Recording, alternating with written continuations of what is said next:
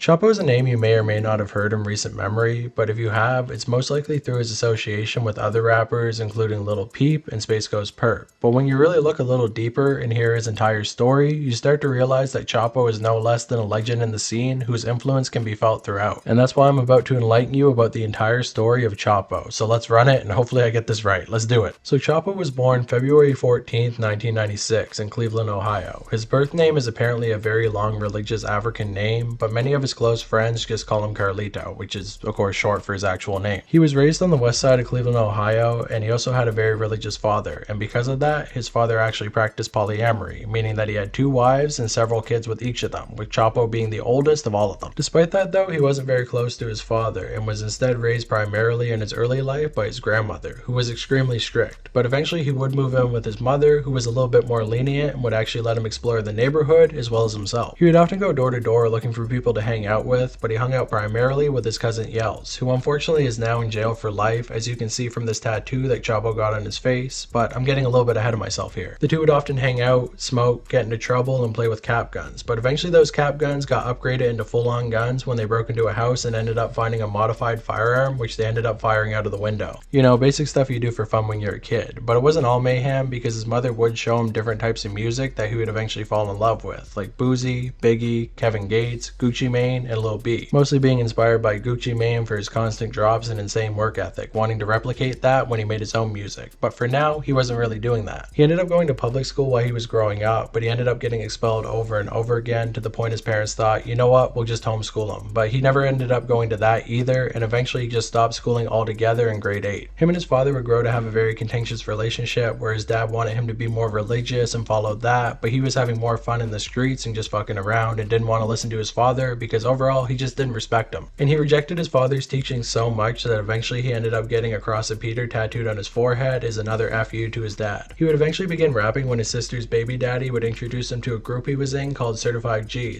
/ Boss Bird from the east side of Cleveland, where most of the musical influence actually existed. There wasn't a whole lot of rap on the west side, but Chapo decided to introduce it over there. He ended up branding himself as Bandman LaCush and also started a bit of a rap group / gang known as BBE 900, which also included the rapper known as Doughboy, who was the most popular of all of them. Eventually though, Doughboy would get into a bit of trouble and got locked up, and with no real guidance, they decided to stop rapping for a bit and become a full-on gang, getting into mischief in the streets. And unfortunately because of that, a Rico would soon come. As far back as I can remember, I always wanted to be What you're watching is YouTube video of boys pointing guns straight into the camera. They're rapping violent lyrics.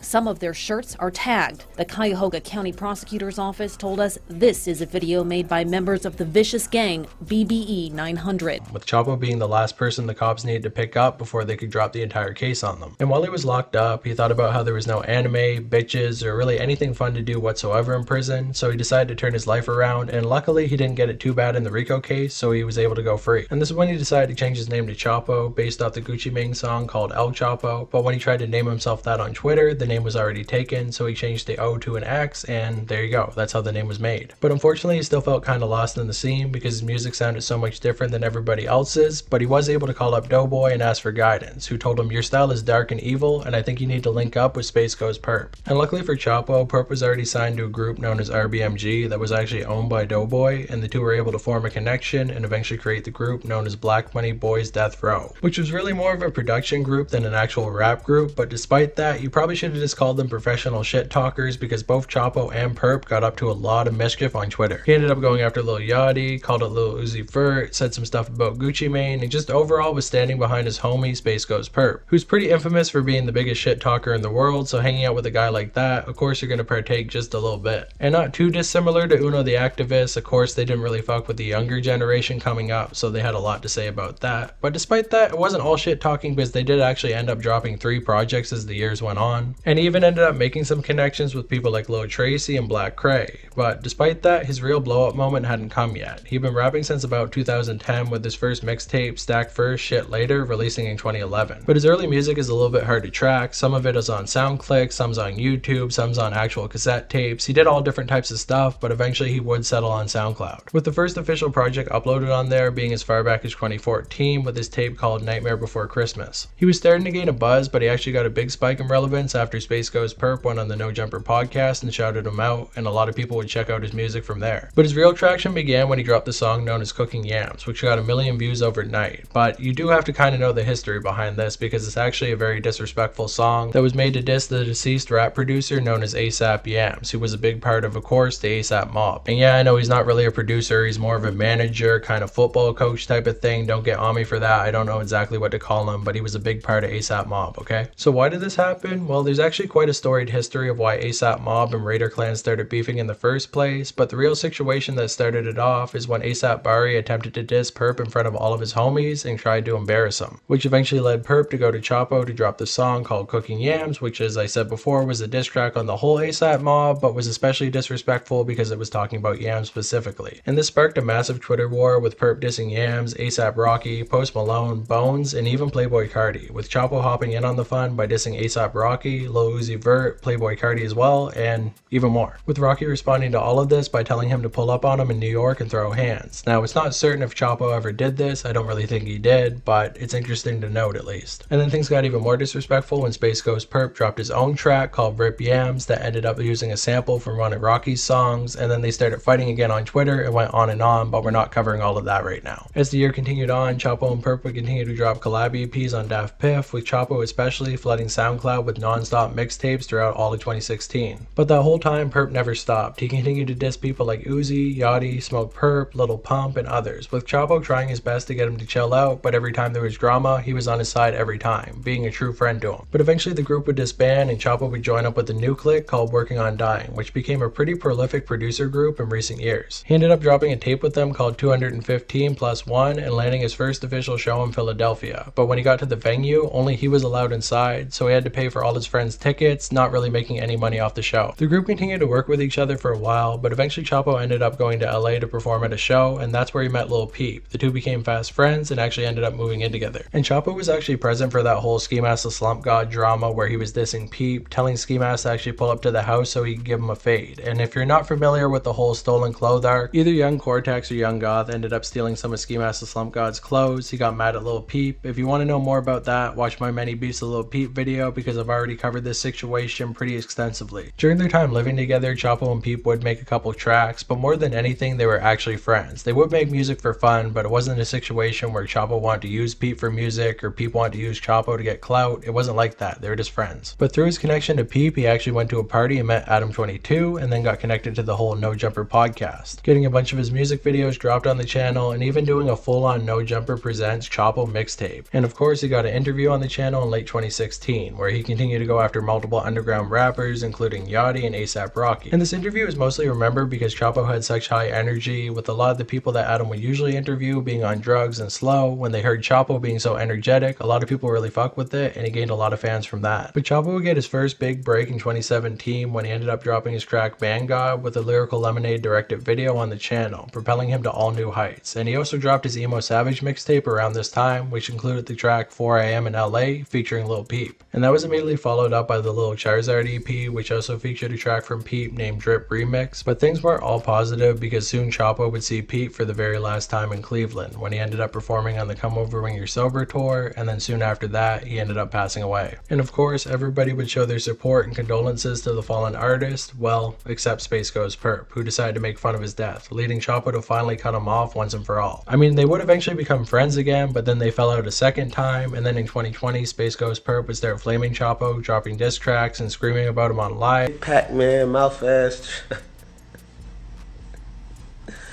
Old Pac-Man looking ass nigga trying to ask me to let him perform at the last minute of the show on Rolling Loud. You don't get your go.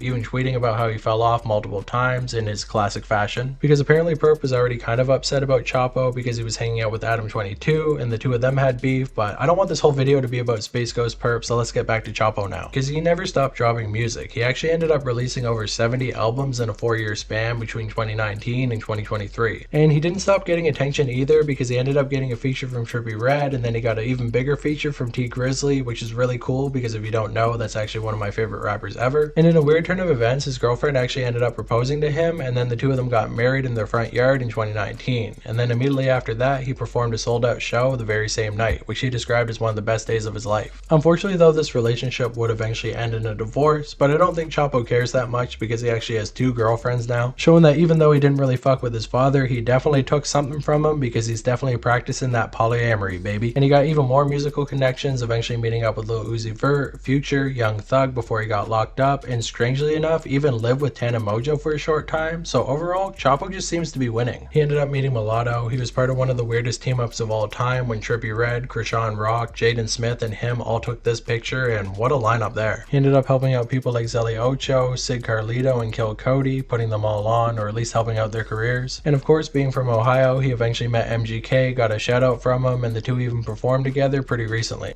What's up, Chapo? I'm in South America, so I probably got your message late, but I just want to say thank you for that text. That was fucking awesome to wake up and see, man. I love that you always been supportive, and it's really easy for all of us from Cleveland to, you know, eye other people's success instead of looking at yourself. And you always seem to be really confident in who you are, and that's actually really inspiring to me. But the reason that Chapo's back in the news recently is because he got into a bit of a fight with somebody at a Juggalo show, Juggalo Ohio I think it's called. And we're not exactly sure what went down there, but there is actually a post on Reddit that talks about the situation, so I'm just going to read it out, and hopefully this is pretty accurate because the guy does say that he was actually there. Chapo's DJ was off the shits and was mad leggy, like he kept taking 2 to 3 minute breaks between each song. This made some random guys start to chant, "You fucked up, Chapo." Chapo was mad at the DJ too, and I kept seeing him tell him off. The random guy continued to antagonize Chapo by throwing his middle fingers at him, and he ended up throwing a water bottle at him too. Chapo then jumped off stage and headed into the pit, where the big guy who kept starting the chant was. Chapo started to circle pit, and as he ran in the circle, the big bully fellow leapt in front of him. They faced off for a second, the guy swung on Chapo, Chapo ducked the punch and swung back on the guy, hitting him, and then another guy ran up on Chapo, Chapo hit the guy, then security came for him, they fought backstage, Chapo and his crew versus security police, and they arrested him. I'm sorry if that was confusing, but basically Chapo ended up getting a water bottle thrown at him. He jumped off stage, tried to fight a guy, another guy jumped in, hit them both, they got taken backstage, they started to fight the security, and then after that he got arrested. Now of course everybody in this sub is defending the Juggalos and saying they often do that, but I don't think throwing stuff at people on stage is ever cool, and I don't know why anyone would ever want to perform there again if you're gonna throw shit at them. But whoop whoop, I guess. I don't know, please don't kill me, Juggalos. Either way though, Chapo and Ouija Mac are still close, they got a song together, he's a Juggalo, so I don't think there's any hate from the overall Juggalo community. You can definitely tell me. I'm super interested in this subculture, but besides that, Chapo's doing well. People respect him in the trap metal community, people respect him in the grander scale of the rap game, people think that he's cool for being into anime and not being afraid of who he is. I mean, of course, Space Ghost Perp and his fans don't really fuck with him, but he doesn't really fuck with anybody, so that doesn't matter that much. And like I said, Chapo's just kind of a legend. He's very influential and not a lot of people speak on him. You know, maybe I'm glazing, but overall, thought it was an interesting story. If you thought it was an interesting story too, and you want to see me, no, just kidding, I got you that time. I'm not going to staple my nutsack to the side of my leg because I already did it. So now I'm going to staple my lips shut if this gets 3,000 likes. Yeah, sure, we'll go with that. Subscribe. We are so close to 10,000 subscribers. I can't believe it. And by the time this video comes out, we might actually be past that. So if we are, thank you. If we're not, well, keep pushing. And then finally, I got that second channel where I post people's music. I'm trying to promote people in the underground. So if you're interested, hit me up, you know, hit me up on Instagram, send some emails, check them out, check out other people's songs, get your songs posted. The underground community will all be as one. And besides that, just thank you guys so much for watching. We're growing every day. Shit's tight, shit's cool. And if you're having a hard day, well, just know that somebody cares about you. Yeah, besides that, bye.